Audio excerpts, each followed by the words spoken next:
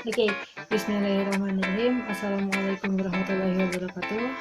Perkenalkan kembali, nama saya Ayu Cica Roslina, mahasiswi Universitas Pendidikan Indonesia, jurusan Ilmu Pendidikan Agama Islam 2019. Oke, untuk kali ini saya pengen booktuber dulu, benar? Booktuber ya, jadi sekarang saya bakal ngebahas buku nih. Oke, jadi buku apa yang saya baca?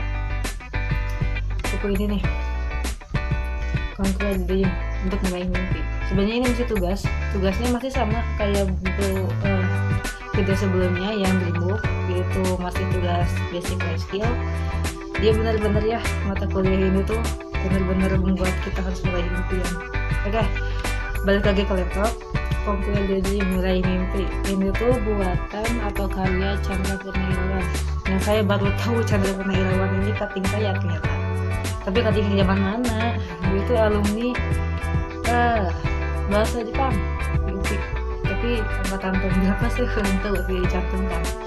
Jadi Chandra Purnawirawan ini orang Palembang, cuman tahun 92-an pindah ke Ranca Ekek, Kabupaten Bandung, dan akhirnya kuliah di UPI, juga lulus juga dari ilmu hukum UIN Bandung. Sekarang kerjanya jadi dosen di salah satu universitas swasta dan masih sering ngisi seminar kayak training lagi lah, seperti itu. Seperti bukunya ini mau tugas banget seperti itu. Oke, seperti apa bukunya? Oke, kita bahas buku ini. Ada bab pertama, judulnya Dream atau mimpi. Mimpi yang seperti apa? Di sini tuh si Kang Chandra ini mengajak kita buat punya mimpi. Kita harus punya impian agar hidup kita terarah. Itu yang ingin Kang Chandra ini sampaikan.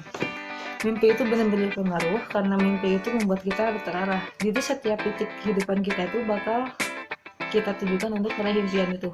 Tapi impian yang kayak gimana? Impian yang gede, jangan impian yang sederhana aja gitu. Walaupun nggak apa-apa punya impian sederhana.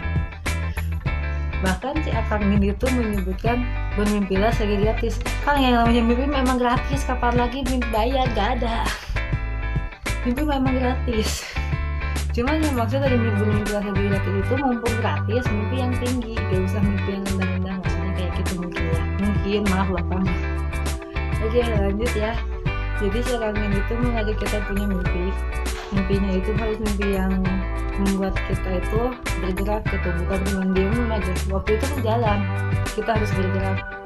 Dunia itu semakin maju dan semakin persoalannya pun semakin rumit, makanya kita harus pikir maju. Nah, di buku ini juga diterangkan bahwa manusia itu ada dalam dua keadaan. Yang pertama, keadaan dimana kita dipaksa ini harus menerima keadaan kita apa adanya. Misal, ada orang yang terlahir tanpa daun telinga. Orang yang kayak gitu tuh gak akan ditanya sama Allah, kenapa kamu gak punya daun telinga? Gak akan ditanya kayak gitu. Emang dipaksa harus terima. Seperti itu contohnya untuk yang keadaan pertama. Yang kedua, itu keadaan dimana kita bebas.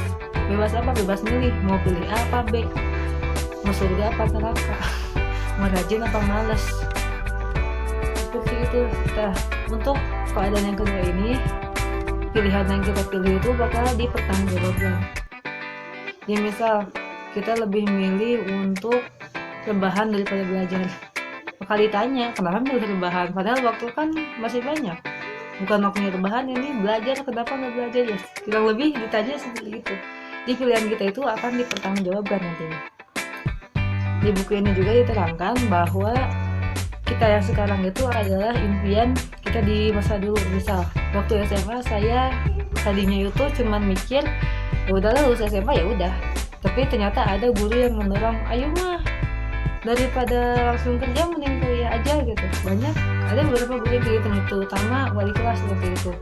Makanya dari situ dia berusaha buat istilahnya dia punya impian gitu buat kuliah, dan alhamdulillah sekarang dia bisa kuliah. Dan kalau bisa kuliah itu impian dari waktu Ayu SMA, salah satunya seperti itu mungkin contohnya. Mimpi itu tuh jadi kayak ngasih motivasi buat untuk Ayu untuk mewujudkannya gitu. Jadi pokoknya kamu harus punya mimpi. List mimpi itu apa aja, mimpi yang gede. Maksudnya mimpi yang gede itu yang kayak gimana gitu. Mimpi yang gede itu yang berdampak positif dan berdampak besar buat hidup kamu dan juga melibatkan banyak orang, dan itu bermanfaat buat banyak orang juga. Itu baru mimpi yang gede. Walaupun semakin gede mimpinya, tantangannya juga makin gede. Tapi kalau kamu berhasil menghadapi semua rintangan itu, ya udah, berarti kamu termasuk orang yang sukses. Ya, kita langsung aja masuk ke bab 2. Bab 2 ini menerangkan tentang energi penggerak. Maksudnya apa? Energi yang dapat membuat kita bergerak mewujudkan mimpi itu. Yang pertama ada energi ini. Maksudnya itu apa? Maksudnya kita harus mencintai kerjaan kita. Pekerjaan kita apa? Cintai. Kenapa? Karena seberat apapun rintangannya, kalau kita udah suka banget sama pekerjaan kita, rintangan itu bakal terasa ringan. Seperti itu kira-kira contohnya. Yang kedua, itu ada orang tua. Yang itu pastilah ngedoain kita mau apapun, pasti ngedoain. Tapi mendingan diminta. Walaupun awalnya pasti bakal ngerasa aneh, orang tua harus neng kenawan tiba-tiba kieuman. Pasti mungkin agak ngerasa aneh dan awalnya juga pasti agak gengsi atau gimana. Tapi buang dulu. Awalnya pasti susah, tapi lama-lama bakal terasa keberkahannya. Lalu yang ketiga itu ada motivasi. Nah, motivasi ini tuh bisa didapat dari diri sendiri atau juga didapat dari orang lain. Tapi kita gak bertanggung jawab dengan keadaan orang lain juga tidak bertanggung jawab atas keadaan kita sekarang gitu. Jadi orang lain mau memotivasi kita segimana motivasinya pun, kalau kitanya gak mau ya udah, gak mau gerak ya udah. Kita yang bertanggung jawab atas diri kita sendiri. Nah, di sini tuh motivasi ada 3. Yang pertama itu ada motivasi dari segi materi, yaitu lebih ke fasilitas ya. Kalau yang kedua itu ada emosional ya, motivasi emosional. Maksudnya tuh keinginan kita sendiri, kita lagi mood atau enggak, tapi usahakan apapun yang kita inginkan, coba dikit-dikit deh, seperti itu. Lalu yang ketiga motivasi spiritual. Ini yang paling bagus. Soalnya gimana ya? Kalau kita udah yakin sama Allah, udah yakin, misal kita tahu mencuri itu salah, walaupun diiming-imingi apa, kita gak akan mencuri karena kita tahu itu salah. Itu maksudnya motivasi spiritual, karena kita udah yakin sama Allah gitu. Lanjut ke bab 3. Di sini ada yang bukan di sini ada ya, tapi tulisannya itu life is choice. Hidup itu impian. Hidup itu pilihan. Kita mau milih apa? Kita tuh harus milih, kita mau jadi orang biasa atau jadi orang yang luar biasa, mau jadi penonton apa pemain. Tinggal pilih aja. Kalau kamu pengen jadi orang biasa, ya udah diam aja, gak usah ngapa-ngapain. Tapi kalau kamu pengen jadi pemain, gak mau jadi penonton, lakukan, bergerak, berjalan, berlari, terus gapai impian kamu. Itu berkarya yang berfaedah, bukan yang unfaedah. Seperti itu kira-kira. Dan juga begini, keberkahan hidup itu bukan diukur dari seberapa lama kita hidup, tapi keberkahan hidup itu diukur seberapa berkualitas kehidupan kita, seberapa berguna kita buat orang lain selama kita hidup. Dan satu hal yang kata orang itu cuma mitos, sebenarnya. Semua orang itu kreatif, semua orang bisa jadi kreatif. Kreatif itu bukan buat orang tertentu, tapi buat orang yang mau mikir. Dan setiap orang pasti bisa mikir kan, berarti kamu jadi kreatif. Begitu. Dan kalau kamu udah kreatif, apapun yang kamu buat itu harga jualnya tinggi. Oke, kita lanjut ke bab 4. Bab 4 itu judulnya continuous improvement. Bab pertamanya di continuous improvement ini itu tentang level. Setiap orang itu pasti punya level.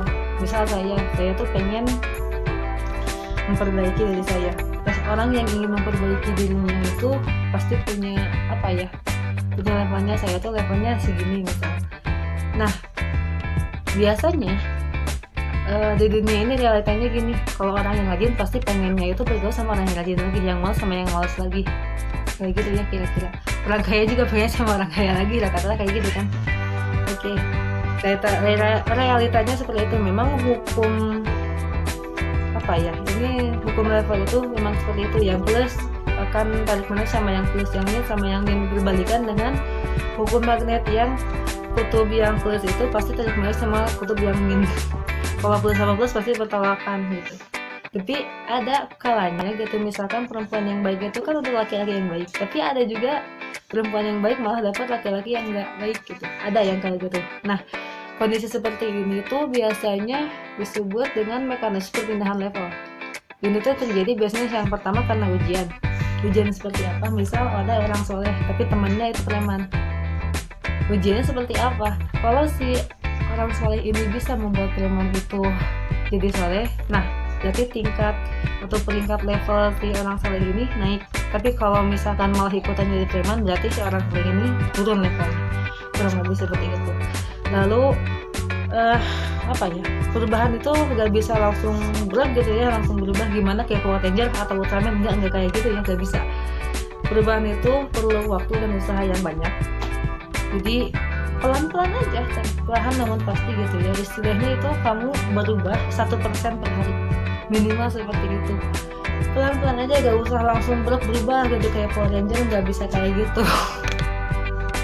Yang satu hal yang harus dicamkan, setiap orang itu pasti punya kekurangan, tapi jangan jadikan kekurangan itu sebagai dalih bahwa kamu gak bisa meraih impian kamu gara-gara kekurangan ini. Jadikan kekurangan itu sebagai kekuatan buat kamu untuk mencapainya. Misal saya miskin, orang biasa gitu, tapi karena saya pengen banget kuliah, saya bela-belain apapun biar bisa kuliah. Itu buat kekuatan saya, dan saya gak akan sia-siain kuliah saya, karena untuk bisa kuliah aja itu susah banget, perjuangan banget, sampai harus kerja dulu apa dulu untuk bisa kuliah doang. Jadi kekurangan saya tuh tadi miskin, tapi dia kekuatan biar saya tuh terus berusaha biar bisa kuliah. Contohnya kayak gitu. Kita lanjut ke bab 5. Bab 5 ini judulnya Time is Work. Jadi waktu adalah pedang. Jadi kalau kita bisa menggunakan waktu itu bisa menebas semua musuh kamu. Tapi kalau kamu gak bisa, waktu itu bisa menebas kepala kamu sendiri. Ya seperti itulah kurang lebih ya. Di sini tuh waktu itu terus berjalan ya, gak bisa dihentikan dan juga gak bisa diulang. Jadi kalau kamu cuman diem aja, bumi itu bakal terus ngajak kamu buat tetap keliling matahari gitu. Kalaupun kamu terus diam di dunia ini, waktu terus berjalan, kamu bakal ketinggalan. Waktu terus berjalan, dunia makin modern, makin berkembang, permasalahan makin rumit, dan cari solusinya pun gak gampang gitu. Jadi kalau ya gimana ya, dia manusia juga harus tetap berpikiran maju supaya bisa menghadapi sebuah masalah itu. Selain itu, manusia juga harus pintar memanage waktu. Jadi manage, kalau bisa bikin schedule kerjaan apa aja yang harus dilakukan, waktunya berapa menit gitu, alokasi waktunya gitu ya, dan seberapa bermanfaat sih gitu pekerjaan itu untuk lebih gampangnya gitu. Misalkan kamu tuh pekerjaan tuh banyak gitu, tapi ada yang harus disegerakan, ada yang enggak, maka kerjakan yang disegerakan dan biarkan yang bisa ditunda gitu. Walaupun sebenarnya mending apapun itu segerakan, jangan ditunda-tunda istilahnya. Oke, langsung ke bab 6 aja ya. Ini yang inti, conquer the dream. Jadi di conquer the dream ini ada beberapa faktor yang menghambat kita mencapai impian. Yang pertama itu sombong. Kalau kita sombong, siapa yang mau deketin? Kalau gak ada yang mau deketin, siapa yang mau bantu kita? Gak ada kan? Itu maksudnya kenapa kita gak boleh sombong. Yang kedua, itu maksiat. Itu merupakan energi negatif. Kalau kita maksiat, berarti kita juga bakal susah menemukan keberkahan. Sementara yang tadi, yang di atas, motivasi yang paling bagus itu motivasi spiritual. Kita harus lebih dekat lagi sama Allah. Tapi kalau kita maksiat, gimana dekatnya coba? Kita pengen dekat sama seseorang, kita harus selain dekat sama orang gitu, harus dekat sama orang tua juga loh.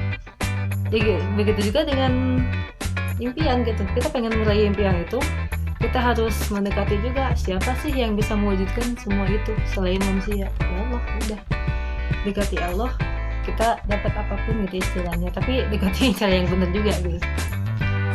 Lalu untuk mewujudkan impian itu kita harus punya sikap pantang menyerah, karena pasti banyak rintangan sebesar apapun. Kalau kita pantang menyerah, bakal terus. Misal orang ada sayembara, misalkan di sebuah orang raja itu bilang siapapun yang bisa ngambil mahkotanya di atas sana, di atas tinggi banget gitu ya, tiang gitu, bakal menggantikannya dia raja. Ada kata kecil, dia ikut lomba itu. Di saat istilahnya di saat kata yang lain itu menyerah dan bilang ke teman-temannya yang lain buat menyerah, mereka menyerah, cuma kataknya doang yang sampai akhir gitu ngambil mahkota dan diserahkan gitu mahkotanya. Ditanya pun kok bisa gitu, dia gak jawab. Ternyata kata gak dituli. Jadi gimana ya, jangan dengerin omongan orang yang negatif lah istilahnya, jangan sampai kayak gitu. Makanya pantang menyerah sebenarnya. Dan juga gini, kesuksesan itu tidak perlu diawali dengan uang gitu. Uang kan penting, tapi bukan yang paling penting. Jadi gimana ya, dan seperti itulah, apapun itu nggak harus diawali sama uang gitu. Yang kalau kamu mau mulai usaha, uang diperlukan, tapi yang lebih diperlukan lagi itu keberanian. Kalau kamu misalkan mau dagang, mau usaha, uang ada, tapi kalau kamu nggak berani mulai, kapan mulainya? Selain berani juga harus punya keyakinan. Yakin nggak ini bisa berkembang? Harus yakin. Kalau kamu yakin, Allah juga bakal bantu. Nah selain itu, kalau kita mau meraih impian, kita juga harus fokus. Jangan otak pikiran tuh melebar kemana-mana. Fokus sama impian itu. Dan juga kalau bisa untuk mengingatkan kita akan impian kita, impian itu tulis kali itu tuh. Itu dream book, ditempel.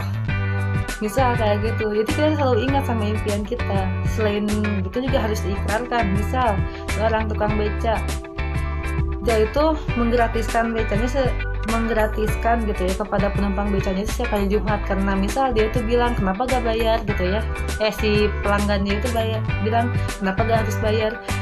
Si tukang becanya bilang karena ini hari Jumat barokah, gak apa-apa saya menggratiskan gitu ya kepada penumpang, tapi tolong doakan saya karena saya ingin naik haji.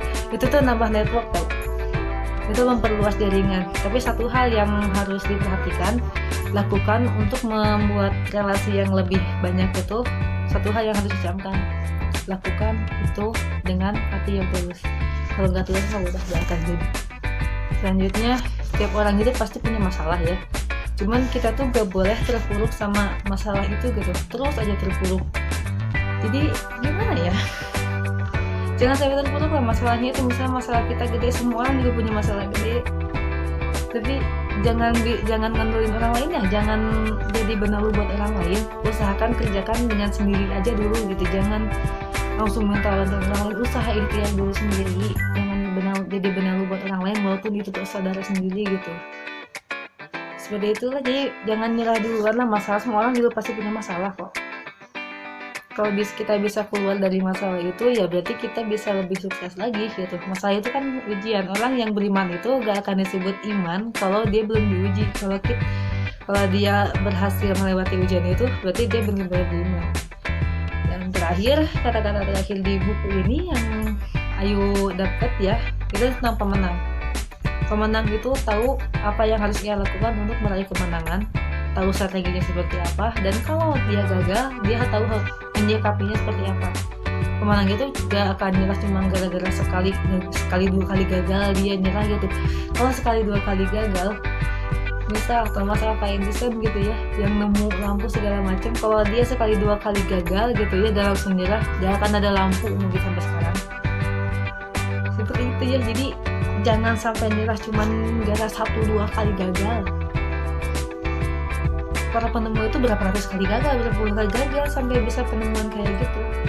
Contoh mereka gitu, jangan sekali gagal udah nyerah, ngapain gitu. Terus mencoba, walaupun harus jatuh berkali-kali, terus mencoba dan pantang menyerah. Itu yang ingin Kang Chandra kiranya gitu ya, Kang Chandra ingin sampaikan kepada yang membaca buku ini. Pokoknya buku ini bagus banget, recommended banget buat kamu yang pengen meraih impian kamu.